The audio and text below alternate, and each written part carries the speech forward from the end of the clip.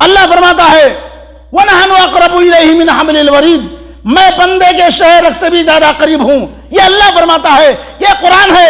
اس آیت پر اگر کسی مسلمان کا ایمان نہیں تو وہ مسلمان نہیں. اس لیے اے میرے مسلمان بھائیوں، اے میری ماں اور بہنوں، جہاں تک میری آواز جا رہی ہے اپنا عقیدہ درست کر لو، تبھی تو تب آپ کا عمرہ قبول ہوگا. تب آپ نماز پڑھو گی تو آپ کا نماز درست ہوگی، اور نہیں تو ایسی نماز کا، ایسی روزے کا میرے بھائیوں کوئی فائدہ نہیں ہوگا. آپ کا شوہر پریشان ہے، اللہ رب العالمین سے اس کے روزی روٹی کے لیے سوال کرو، اللہ رب العالمین سے مانگو. کسی مزار، کسی پیر، کسی مرشد ہے نا، یہ شرکی اعمال ہیں اللہ کے علاوہ چھوڑ کر. اور اس دنیا میں اے میرے مسلمان بھائیوں، سب سے بڑا جو جرم ہے، سب سے بڑا جو جرم ہے، میں آپ کو شرک کی مثال دے دوں. میرے بھائیوں، آپ کی بیوی ہے، آپ کی بیوی صرف آپ کے لیے ہے. کس کے لیے؟ آپ کے لیے. آپ کی بیوی میں کوئی دوسرا آدمی پارٹنر ہے؟ پارٹنر نہیں، آپ کی بیوی آپ کے لیے ہے. جس طریقے سے اگر آپ اپنی بیوی کے ساتھ کسی غیر مرد کو دیکھو کمرے کے اندر، آپ کیا کرو گے؟ اس کا سرتن سے جدا کر دو گے، گردن مار دو گے، ہے کہ نہیں ہے؟ کیوں؟ آپ کی بیوی آپ کے لیے ہے، اس میں کوئی پارٹنر نہیں ہے. اس لیے میرے بھائیوں، اللہ رب العالمین روزی روٹی اکیلے دینے والا ہے، مارنے والا، چلانے والا اکیلے تنہا ہے. جب آپ کی بیوی میں کوئی پارٹنر نہیں، رب العالمین کی روزی دینے میں، ہوا پانی دینے میں، عبادت میں کیسے پارٹنر بناتے ہو، کیسے شریک کرتے ہو؟ یہ اللہ رب العالمین کو ہرگز گوارا نہیں ہے. اس لیے میرے مسلمان بھائیوں، شرکی اعمال سے توبہ کرو.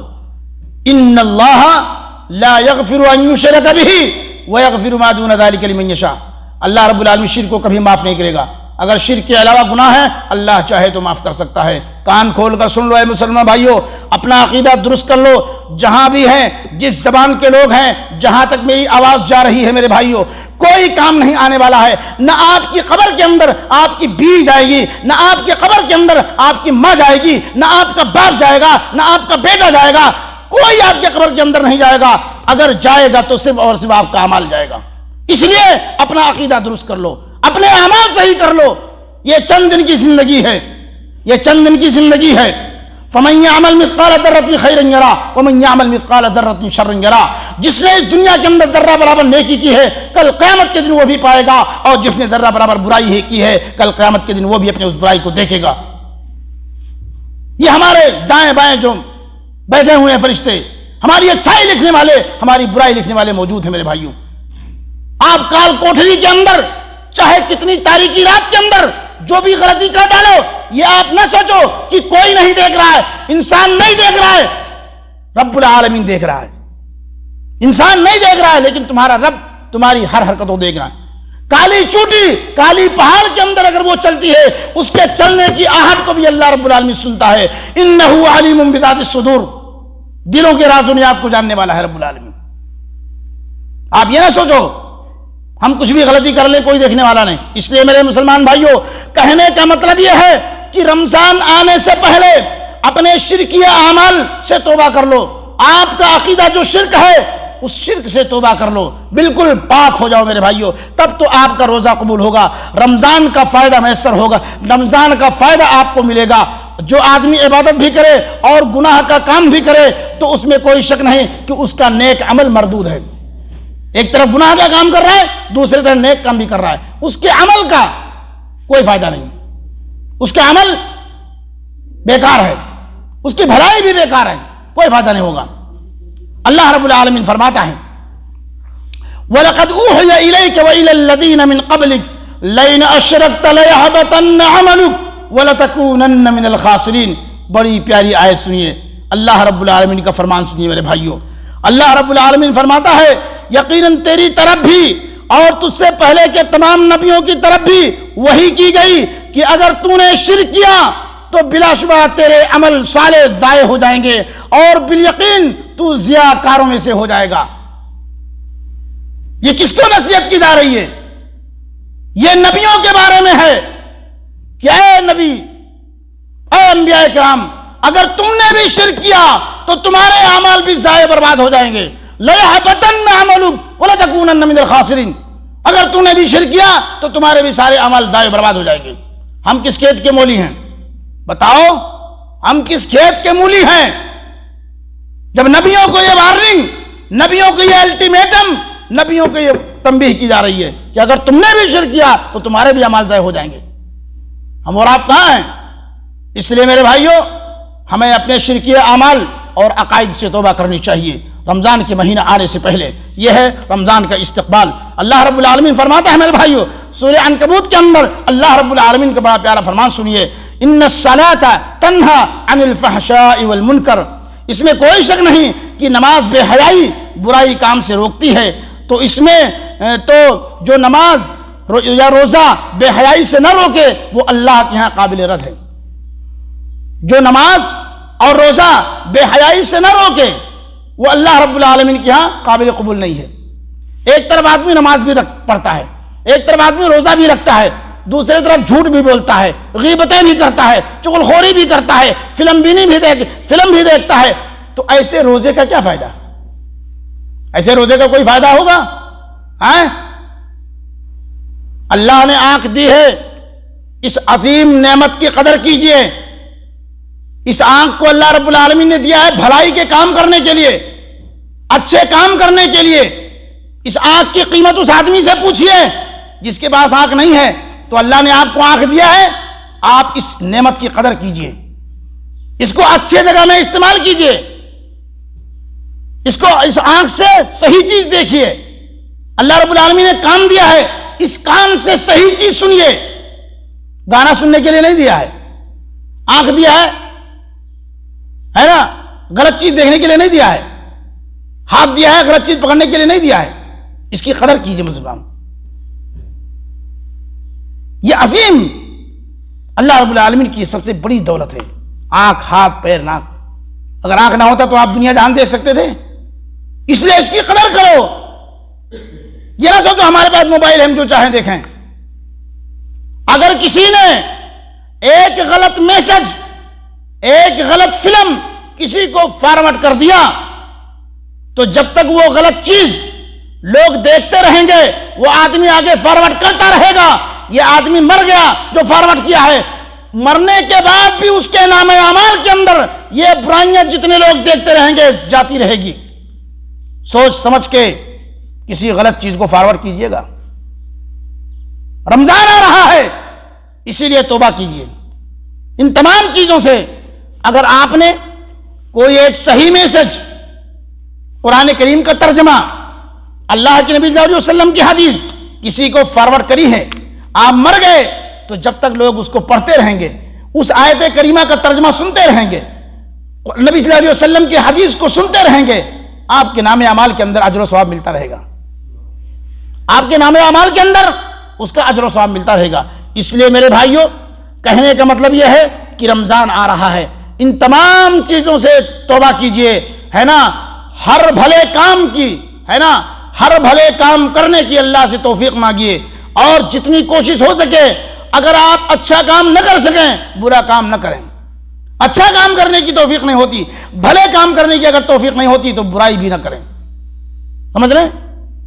رمضان کے آنے سے پہلے ان تمام چیزوں سے میرے بھائیوں توبہ کریں۔ رمضان کا استقبال پکا سچا مومن مسلمان کرتا ہے، اللہ کا پرہیزگار بندہ کرتا ہے، رمضان کے ادب و احترام کا خیال رکھتا ہے۔ لیکن وہ بندہ جس کو اپنی قدر، اپنا احترام نہیں معلوم، جس کو یہ نہیں معلوم کہ دنیا و آخرت کو اللہ نے کس لیے بنایا ہے، وہ رمضان اور اس کی فضیلتوں کے بارے میں کیا جانے؟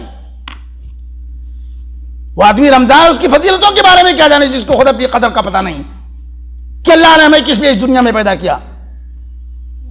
اللہ نے یہ دنیا کی جو ساری نعمت اٹھائی ہے، بنائی ہے، دنیا کی ساری نعمت ہے نا، ان نعمتوں سے کون فائدہ اٹھا رہا ہے؟ حضرت انسان۔ ہم اٹھا رہے ہیں کہ نہیں اٹھا رہے ہیں؟ تو جب نعمتوں سے فائدہ اٹھا رہے ہیں تو ہمیں چاہیے اللہ رب العالمین کی اچھے اور بھلے کام کر کے اس کا ہم شکریہ بجا رہے ہیں، اپنے رب کو راضی رکھیں، ایسا کام نہ کریں جس سے ہمارا رب ہم سے روٹھ جائے، جس سے ہمارا رب ہم سے ناراض ہو جائے۔ میرے بھائیوں، سب سے بہتر تبدیلی استقبال رمضان کے لیے خود کو مکمل تیار کریں، نیکی کا جذبہ وافر مقدار میں ہو، پہلے سے زیادہ اچھائی اور نیکی کی راہ اختیار کرے۔ رمضان چونکہ رمضان ہے اس لیے پہلے سے تقوی کے اسباب اپنائے اور خود کو متقی انسان بنائے۔ کیا ہے؟ خود کو متقی انسان بنائے۔ اللہ رب العالمین کا بڑا پیارا فرمان سنیے میرے بھائیو، ان اللہ لا یغفر ان یشرک بہ ویغفر ما دون ذلک لمن یشاء۔ اور ایک دوسری آیت یہ شرک کے سلسلے میں ہے، ان اللہ لا یغیر ما بقوم حتی یغیر ما بانفسہم۔ اللہ رب العالمین نے فرمایا ان اللہ لا یغیر ما بقوم حتی یغیر ما بانفسہم، خدا نے آج تک اس قوم کی حالت نہیں بدلی، خدا نے آج تک اس قوم کی حالت نہیں بدلی، نہ ہو جس کو خیال خود اپنی حالت کے بدلنے کا۔ اگر تم اپنی حالت نہیں بدل سکتے ہو اللہ رب العالمین بھی تمہاری حالت نہیں بدلے گا۔ خود آدمی خود بدلے، خود اپنے اندر تبدیلی پیدا کرے۔ اگر غلطی اور گناہ کا رسیہ رہا ہے تو ان تمام چیزوں سے توبہ کرے، توبہ طائب ہو جائے۔ یہ رمضان کا مقدس مہینہ آ رہا ہے، رمضان خیر و برکت کا مہینہ آ رہا ہے، رمضان بہت ساری برکتیں لے کر کے بہت سارے لوگوں کی روزیاں وافر مقدار میں لے کر کے آ رہا ہے۔ اس لیے آپ کو چاہیے کہ بہت بہترین طریقے سے اس ماہ مبارک کا ویلکم کیجئے، اس ماہ مبارک کو اہلاً و سہلاً کیجئے میرے بھائیو، خوش آمدید کی کہیے اس مبارک مہینے کو۔ یہاں یہ بات بھی نہیں بھولنی چاہیے کہ اپنے اندر بہتری پیدا کرنے کی خوبی صرف رمضان کے لیے ہونی چاہیے، اچھا بننے کے لیے صرف رمضان کی حد تک نہیں ہونا چاہیے، سمجھ رہے ہیں کہ صرف رمضان میں ہی اچھا بن جائیں۔ اور بہت سارے لوگ رمضانی مسلمان ہوتے ہیں، کیا ہے؟ بہت سارے لوگ رمضانی مسلمان ہوتے ہیں۔ میں کلیئر کٹ کہتا ہوں، میں بڑے کھلے طور سے کہتا ہوں، بہت سارے مسلمان بھائی صرف رمضان میں نماز پڑھتے ہیں، رمضان میں روزہ رکھتے ہیں، رمضان کی حد تک قرآن پڑھتے ہیں، اس کے بعد سال کے 11 مہینے میرے بھائیوں نہ مسجد کا دروازہ دیکھتے ہیں اور نہ قرآن پہ پاؤ کلو دھول جمے ہوئے اسے صاف کرتے ہیں، اس کی تلاوت کرتے ہیں۔ سمجھ رہے ہیں؟ رمضان آیا ہے، صرف رمضان کی حد تک اپنے آپ کو نہ چینج کرو، بلکہ پورے 11 مہینے پورے سال بھر کے اندر اپنے اندر تبدیلی لاؤ، سال بھر کے اندر آپ کے اندر بدلاؤ آنی چاہیے، صرف رمضان کی حد تک نہیں ہونی چاہیے، بلکہ سال بھر کے لیے اپنے اندر تبدیلی پیدا کریں۔ ایسے بہت سے لوگ ہیں جو رمضان کے نمازی ہوا کرتے ہیں اور رمضان کے رخصت ہوتے ہی نماز سے بلکہ یہ کہیں کہ اللہ سے ہی غافل ہو جاتے ہیں، ہے کہ نہیں ہے میرے بھائیوں؟ اچھائی کے لیے بدلاؤ مہینہ بھر کے لیے نہیں، سال بھر کے لیے کرنی چاہیے، بلکہ زندگی بھر کے لیے ہو۔ اللہ ہم سب کے اعمال کو شرف قبولیت عطا فرمائے، اللہ ہم سب کے اعمال کو شرف قبولیت عطا فرمائے۔ میرے بھائیوں، روزہ ایک اہم ترین عبادت ہے اور آپ روزہ اس لیے رہتے ہیں کہ اللہ آپ سے راضی ہو جائے، ہے کہ نہیں ہے؟ روزہ اہم ترین عبادت ہے اور مسلمان اس لیے روزہ رہتا ہے تاکہ اس کا رب اس سے راضی ہو جائے۔ تو دل کو صاف کر لیجئے، کینہ کپٹ بغض و حسد رکھنے والا بندہ اللہ کے نزدیک پسندیدہ نہیں ہے۔ اگر کسی سے آپ کی دشمنی ہے، اگر کسی سے آپ کی بغاوت اور عداوت ہے تو یہ رمضان کے مہینہ آنے سے پہلے ان سے دعا سلام کر لیجئے، کینہ کپٹ حسد اور بغض دل سے نکال دیجئے۔ یہ ایک مومن کی علامت نہیں ہے میرے بھائیوں کہ کینہ اور کپٹ دل میں رکھ کر کے اللہ رب العالمین کی عبادت کرے۔ خوش قسمتی یہ ہے کہ مسلمانوں میں روزہ رکھنے کا جذبہ تو بہت پایا جاتا ہے، لیکن بدقسمتی سے روزے سے فائدہ حاصل کرنے کی اور اپنی زندگی، اپنے گھر بار اور اپنے محلے کو بدلنے کی خواہش نہیں ہوتی میرے بھائیوں۔ اس موسم بہار میں عام طور پر صوم و صلات، تلاوت قرآن، قیام اللیل، اعتکاف اور انفاق فی سبیل اللہ جیسی عبادت کا اہتمام روٹین کی عبادات کے طور پر کیا جاتا ہے، جس کا نتیجہ یہ ہوتا ہے کہ مسلم معاشرے پر اس ماہ مبارک کے خوشگوار اثرات مرتب نہیں ہوتے ہیں۔ اگر انہیں امور دین کو کامل شعور، جذبہ اخلاص اور سنت رسول اللہ صلی اللہ علیہ وسلم کے مطابق ٹھیک ٹھاک ادا کرنے کی کوشش کی جائے تو یہ ایک مہینہ ہی آدمی کی زندگی کے اندر انقلاب برپا کرنے کے لیے کافی ہے کہ نہیں ہے؟ اگر آدمی پورے ایک مہینے بھر کا 5 وقتہ نمازی بن جائے، صوم کا پابند ہو جائے، دینی مجالس کا اہتمام کر لے، میرے بھائیوں تو یہ ایک مہینہ ہی اس کی تبدیلی کے لیے، اس کے بدلاؤ کے لیے، سال بھر کے بدلاؤ کے لیے کافی میرے بھائیوں، پوری زندگی اس کی تبدیل ہو سکتی ہے۔ لیکن جب دل کے اندر اخلاص ہو، کوئی بھی کام خلوص کے ساتھ کرنی چاہیے، اخلاص کے ساتھ کرنی چاہیے، سمجھ رہے ہیں؟ نماز اللہ رب العالمین کی رضا کے لیے پڑھیے، ہر عمل کے اندر اخلاص ہونی چاہیے، چاہے وہ عمرہ ہو، چاہے وہ حج ہو، چاہے وہ نماز ہو، چاہے وہ روزہ ہو۔ عمل کی قبولیت کے لیے دو شرطیں ہیں، ایک اخلاص اور دوسرا نبی صلی اللہ علیہ وسلم کی مطابعت النبی صلی اللہ علیہ وسلم، سمجھ رہے ہیں؟ آپ صلی اللہ علیہ وسلم کے عمل کے مطابق آپ کا عمل ہونا چاہیے۔ یہ دو چیزیں عمل کے لیے، ہمارے عمل کے لیے بہت ضروری ہے۔ آخری بات کہہ کر کے میرے بھائیوں میں اپنی بات ختم کرتا ہوں۔ رمضان کا استقبال کے لیے کوئی خاص دعا، خاص عبادت و روزہ یا کوئی مخصوص متعین طریقہ شریعت کے اندر وارد نہیں ہوا ہے، سمجھ رہے ہیں؟ حدیث میں رمضان کے استقبال میں 1 یا 2 دن پہلے کا روزہ رکھنا منع ہے، اس لیے دین میں کسی طرح کی بدعت کے ارتکاب سے خود بھی بچیں اور دوسروں کو بھی بچائیں، ہے نا؟ جیسے ہمارے بہت سارے مسلمان بھائی کیا کرتے ہیں، عمرہ جاتے ہیں اور احرام جو چادریں پہنتے ہیں نا، اس کی 2 رکعت نماز پڑھنے کا ایجاد کر لیا ہے۔ کیا کہتے ہیں؟ ہزاروں دفعہ یہ لوگ پوچھتے ہیں، مولانا صاحب احرام کی 2 رکعت نفل پڑھ لوں؟ 2 رکعت احرام کی کوئی نماز نہیں میرے بھائیوں، جس طریقے سے لوگوں نے ایجاد کر لیا ہے۔ تو میں کہنے کا مطلب یہ ہے کہ دین کے اندر کسی بھی بدعت کے ایجاد کرنے سے ہمیں بچنا چاہیے، اس لیے کہ ہر بدعت گمراہی ہے، ہر گمراہی جہنم میں لے جانے والی ہے۔ ہمیں وہی عمل کرنی چاہیے جس کو کرنے کے لیے ہمارے نبی صلی اللہ علیہ وسلم نے عملی طور پر ہمیں کر کے سکھلایا، دکھلایا اور بتلایا ہے۔ من عمل عملا لیس علیہ امرنا فہو رد، وہ عمل جس نے کوئی ایسا عمل کیا اور وہ عمل نبی سے ثابت نہیں ہے، غیر مقبول ہے، ریجیکٹ ہے، اس کا کوئی فائدہ نہیں۔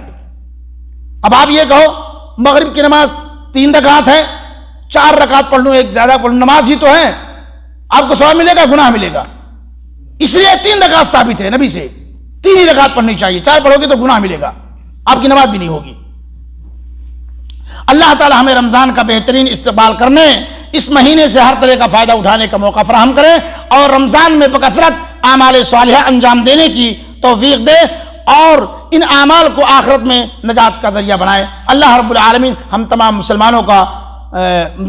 مسلمانوں کو اس بات کی توفیق عطا فرمائے کہ ہم رمضان کا بہترین طریقے سے استقبال کریں اور رمضان کے جو خیر ہیں، جو برکتیں ہیں، ہم تمام مسلمانوں کو اس سے فائدہ اٹھانے کی اللہ رب العالمین تو توفیق عطا فرما، اور جب تک ہمیں اس دنیا کے اندر زندہ رکھ، اسلام پر زندہ رکھ، جب ہمارا خاتمہ ہو ایمان بالخیر پر ہو۔ وآخر دعوانا الحمد للہ رب العالمین، والسلام علیکم ورحمۃ اللہ وبرکاتہ۔